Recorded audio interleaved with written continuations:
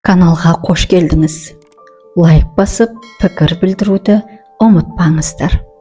Энергия өзгеруінен ауырлық сезсеңіз, суға шомылып, тәнімдегі барлық өзгерісті жүрегіммен қабылдаймын. Өзгеруді алғыс сезіммен қарсы аламын, мойындаймын. Барлық клеткаларымызбен мен бұл өзгерісті қабылдаймын, ризамын, дайынмын деп айтуға тырысыңыз. Өзіне рухани жол ашылған адамдар энергияны өте терең сезінеді. Кейде бұл сезімдер ауырлық, шаршау, қысым ретінде көрінуі мүмкін. Мұндай сәтте өзіңізге тыныштық сыйлап, жүрегіңізбен үнсіз сөйлесіңіз. Жеңілдік үшін мынандай қарапайым тәсілдер көмектеседі. Оңашада болу. Сыртқы у-шудан алыстап, ішкі әлеміңізге үңіліңіз. Жүрекпен тілдесу. Іштей өзіңізді қолдап, махаббатпен сөйлесу. Су арқылы тазарту. Басты жиі жуып, энергияның төбеңізбен еркін ағуына рұқсат беріңіз. Қазір энергия сіздің төбеңізден өтіп тұр. Қарсыласпаңыз. Бұл өзгеріс сізге жарық пен жаңару әкеліп жатыр. Қорқыныш ескі жүйенің ең мықты құралы болды. Себебі адамда білім аз, сана тар, карма ауыр кезеңде қорқытып басқару үйреншікті әдіске айналды. Осылайша адам санасын тұмшалап, еркін ойлауды шектеді. Бірақ заман өзгерді. Қазір ғылым дамыды, білім қолжетімді, адамның көзі ашық, көкірегі ояу. Енді ересек түгілі баланы да қорқытып басқару мүмкін емес. Қазақ айтқан, қорқа-қорқа батыр болдық. Құдайдан басқа ешкімнен қорықпаймын. Сондықтан енді қорқыныштың иллюзиясына ермеңіз. Ол тек ішкі шектеу. Қорыққан сайын сана тұманданып, жан әлсірейді. Ал көш тоқтамайды. Сіз тоқтасаңыз да өмір алға аға береді. Қорқыныштан не пайда? Қараңғыда қалатын тек өзің. Жаның сөнеді, ісің ілгерілемейді, ал жұрт өз жолымен жүре береді. Сол себепті миыңды қозға, көптің даусына емес, өз ішкі үніңе құлақ тұр. Тобырдың айқайымен емес, жарық сананың үнін есті. Барлығы жаратқанның жоспары. Алға жылжисың ба, әлде күмәнмен кейін шегінесің бе? Таңдау өз қолыңда. Тек өз жүрегіңді тыңда, адамды емес жүрегіңді тыңда. Ғаламды іріктеу жүріп жатыр, бірақ бұл сыртқы жетістікке, мансапқа, атаққа қарап жасалатын іріктеу емес. Бар болғаны екі критерий. Қорқынышты, күмәнді, жаман ойды таңдайсың ба, әлде жүрегіңмен жүріп Құдайға деген сеніміңмен алға басасың ба? Тағдыр да, жүйе де, тіпті ғалам да осы екеуіне ғана қарайды. Басқа ештеңе маңызды емес. Өйткені жүрегінде қорқыныш жоқ адам таңдауын нақты жасай алады. Әрекетіне өзі жауап береді. Ешкімді кінәламайды, ешкімнен күмәнмен қорықпайды. Ол ішкі еркіндігімен өмір сүреді. Ал қорқыныштың соңынан ерген адам күдіктің торына шырмалып, жауапкершіліктен қашады. Тағдырын өзгеге тапсырып қояды. Айналаның әсерімен өмір сүреді. Қазір сүзгі уақыты, жай ғана сұрақ қойылады. Жүрегіңмен жүресің бе, әлде қорқынышпен өмір кешесің бе? Таңдау сенде. Неден қорқа бересің? Рухыңызды тыңдаңыз, болды. Сізді өзі жағаға алып шығады. Талай қорқыныштан өтіп, түсінгеніміз осы. Бұл көлеңкеңмен бетпе-бет келген уақыт. Қазір сен өзіңде барды бөлісіп жатырсың. Бірақ соны өзің толық сезінбеуің де мүмкін. Сенің сөзіңде, әрекетіңде, тіпті үнсіздігіңде де ішкі тыныштық жатыр. Көп адамның рухы осы кезеңде шайқалады. Жан дүниесі алай-дүлей болады.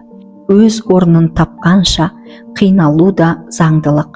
Бірақ бұл жай ғана күйзеліс емес, рухтың сені жарыққа шығару жолындағы тербеліс. Сол себепті өзіңе де, өзгеге де болып жатқан барлық жағдайға жақсы ниетпен қара. Түсінуге тырыс, кінәлама, күреспе, тек байқа. Өзіңе де, өмірге де жұмсақ бол. Себебі бұл шайқалу сені бұрынғы сілкініссіз өмірден ояту. Өзіңнің шынайы болмысыңа қайта қадам бастыру. Бұл өсу кезеңі, жарыққа апарар ішкі тазарту процесі. Барлық күрес өзіңізбен ғана, басқаның бізге түк қатысы жоқ. Мұны өмірде түрлі ситуацияларда талай рет дәлелдеді. Біреу сізге айқайлап, ашуланып жатса, ол сізге емес, өзіне айқайлап жатыр. Жан дүниесі ауырған адам өз ішкі жан айқайын сыртқа төгеді. Өзімен күресіп жатқан жан өзгеге де ауырлық әкеледі. Себебі ішің ауырса, өзге де ауырсын деген бейсаналық ниет туады. Адам ауырғанда аяусыз болады, ал өзіңмен күресіп жүрген адам қорғансыз болады. Мұндай сәтте егер ол жақыныңыз болса, айқайына жауап қатпай, керісінше жай ғана құшақтап көріңіз. Өзімен күресіп жүрген жанға түсіністік пен жылу ғана шипа бола алады.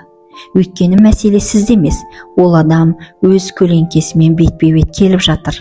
Және бұл күресте оған қарсы тұру емес, жанашырлық керек. Себебі қазіргі кезеңде көп адам осылай ішіндегісін сыртқа шығарып шайқалуда.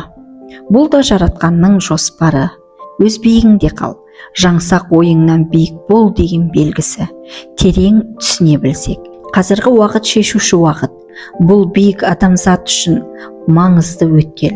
Сана биігін сақтау, жүректің тыныштығын жоғалтпау, өмір мен болмысты қорғап қалу әр адамның жеке жауапкершілігіне айналады. Сондықтан жүрегіңе Құдайды мықтап байла, рухани тірегің жаратқан болсын.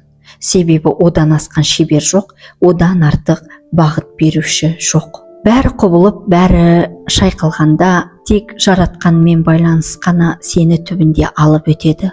Сол байланысты үзбе. Жүрегіңмен жалғас, өзіңе, өмірге адал бол. Қалғанның бәрі өтпелі, келеді кетеді. Адамдар, сәттер, сезімдер, жеңістер мен жоғалтулар бәрі уақыттың ағынында жоғалады. Ал шын мәнде мәңгі қалатын өзің, сенің жаратқанмен байланысың. Адамды әрбір сөз, әрбір өмірлік оқиға өзгертіп есейтеді. Өмір үшін арпалысып жүрген жандарға қарап, өзіңіз де осындай кезеңдерден өткеніңізді еріксіз еске түсіресіз. Уақыт өте келе есейіп, сыртқы дүние мен бос әңгімелерге мән бермей, өз жолыңызбен, өз ісіңізбен айналыса бастайсыз. Бүгінгі заманда сауаттылықты көтеру аса маңызды. Білімді болуға, ізденуге, кітап оқуға көңіл бөліңіздер. Өз бойыңыздағы таза қасиеттерге күмәнмен қарамай, жаратушыдан берілген күш пен қабілетті бағалап үйреніңіздер. Қазақ халқының көкпен, тылсыммен байланысы қайта оянып келеді. Бұл құбылысты елемей, немесе оны жоққа шығарып, қасиетін жоқ дей алмайсыздар. Қазақ ежелден тылсымды терең түсінген, әулие мен әмбиелерді дүниеге әкелген рухани бай халық. Егер қасиеттің бәрі жай ғана аңыз болса, онда 362 әулие мен сансыз киелі мекендер туралы әңгімелер қайдан шықты? Қазақтың әрбір топырағы мың киелі тудырған деген сөз тегін айтылмаған. Оған дәлел қазақ боп туылып, қазақ жерінде жатқан барлық киелі рухтар, батырлар, ақындар, қолбасшылар бәрі. Сауатты болайық, ізденейік, әулет шежіреңізді ақтарып көрсеңіз, ата-бабаларымыздың рухани тереңдігін, тектілігі мен қасиетін алыстан іздемей-ақ таба аласыз. Мейлі 100 жерден жоққа шығарыңыз, бірақ бір сәт келіп қасиет қысып, жүрек ауызға тығылып, өзіңмен өзің қалған шақта жаның көзіңе көрініп, бәрі үнсіздігінде, сыр шерткенде жүрекпен ұғынасың, жүрек көзі ашылады. Сол уақытқа дейін өтірік деп қашқаныңның ақиқатқа айналып, қасиеттің алдында еріксіз бас иесің. Бұл талай жүректердің кешкен жолы. Сен де сол жолдың бір үзігінде ғана тұрсың. Тек жүрегіңе сеніп қасиетіңді мойындаған сәтте, оны ұстаған сәтте ғана емін табасың. Және ештеңені мойындамауға енді амалың қалмайды. Тылсымда бар, қасиетте бар.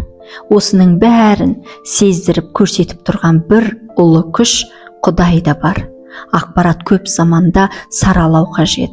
Жан жақтан ағылған сансыз мәліметтердің ішінен жүрекке қонымдысын, ойға сыйымдысын, көңілге жаққанын ғана алуды үйреніңіз.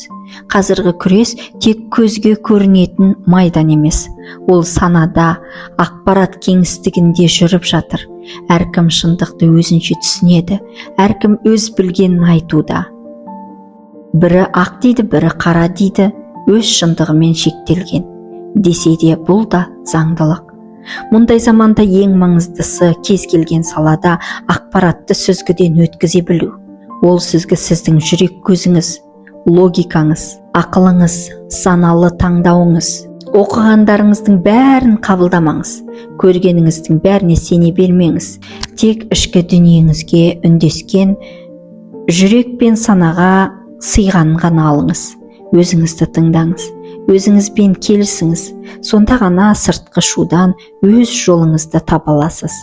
Барлық ақпараттың, жолдың, түсіністіктің, нанымның өмір сүруге хақы бар. Адам әрқилы, әркім өз шындығымен өз жолын алып жүр. Бірақ бәріміздің бағытымыз бір іштей бақытты, тыныштықты, Құдайды іздеп келе жатқан жандармыз. Әрқайсымыздың арманымыз, мақсатымыз бар. Күйгеніміз бар, түйгеніміз бар. Ауырғанымыз бар, шипасын тапқан сәтіміз де бар. Өмір жүгін әркім өз иығында көтеріп келеді. Бірақ жүректің тереңінде бәріміз бір іздеудеміз. Бізге ортақ жол бар, жан тыныштығы, мәңгілік мағыналы ішкі үйлесімді табу жолы. Нағыз бақыт өз өміріңе түгелдей кірісу, өзіңді дамыту, өз жолыңмен жүру, өз өміріңе жан тәніңмен араласу ең үлкен жеңіс. Басқа мен емес, өзіңмен айналыс. Сонда шын тыныштық, шын қуаныш таба аласыз. Өз-өзіңмен айналысу деген не? Бұл жұрт не ойлайды деген зынданнан шығу.